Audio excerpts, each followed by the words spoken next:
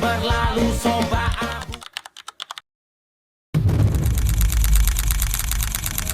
Terus administrasinya. Bapak punya kapak. 1 tahun lalu, tepat 20 Februari tahun 2025, Gubernur Maluku Utara Serly Coanda memulai amanah besar menghadirkan perubahan nyata. Dan perubahan itu mulai terasa.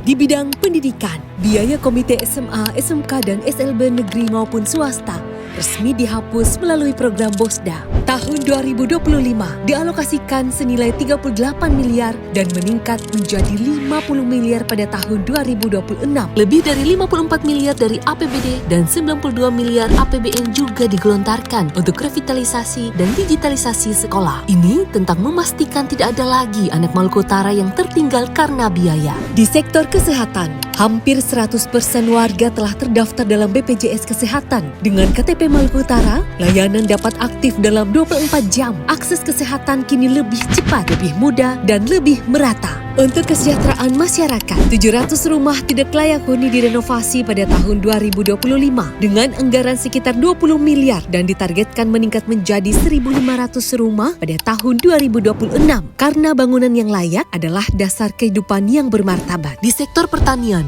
1.500 hektar dibuka untuk lahan baru dan 41 km jalan tani dibangun. Hilirisasi komoditas kelapa dan rempah didorong melalui kolaborasi dengan Kementerian Pertanian Republik Indonesia agar petani tidak hanya menjual bahan mentah, tetapi memperoleh nilai tambah yang lebih besar. Di laut, transformasi pesisir dimulai dari kampung nelayan Dufa-Dufa dengan bantuan 230 kapal dan alat tangkap serta akses pembiayaan untuk memperkuat kemandirian nelayan. Pembangunan infrastruktur juga diprioritaskan dengan alokasi sekitar 700 miliar untuk jalan dan jembatan demi membuka konektivitas antar wilayah. Pada tahun anggaran 2025, Dinas PUPR Provinsi Maluku Utara membangun 8 unit jembatan dengan total bentangan 145 meter di Desa Sambiki, Ruas Labuha Sawadai, Laiwuyu Juketamo, Sanguwu Induk, serta Tulabi Togore Batua. Selain itu, dibangun jalan beraspal sepanjang 6,2 km pada ruas SP Sidanguli Jailolo, Ibu Kedi, Kedi Galila, dan Tulabi Togore Batua. Pada tahun anggaran 2026,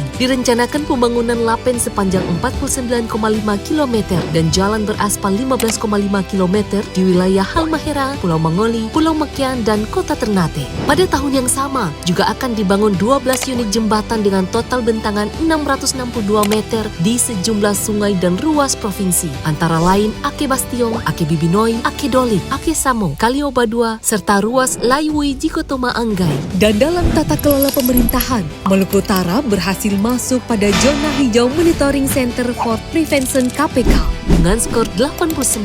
Ini merupakan bukti komitmen terhadap pemerintahan yang lebih bersih. Perekonomian Maluku Utara tahun 2025 tumbuh sekitar 34,17%, menjadikannya salah satu pertumbuhan ekonomi tertinggi di Indonesia. 1 tahun mungkin belum cukup untuk menyelesaikan semuanya.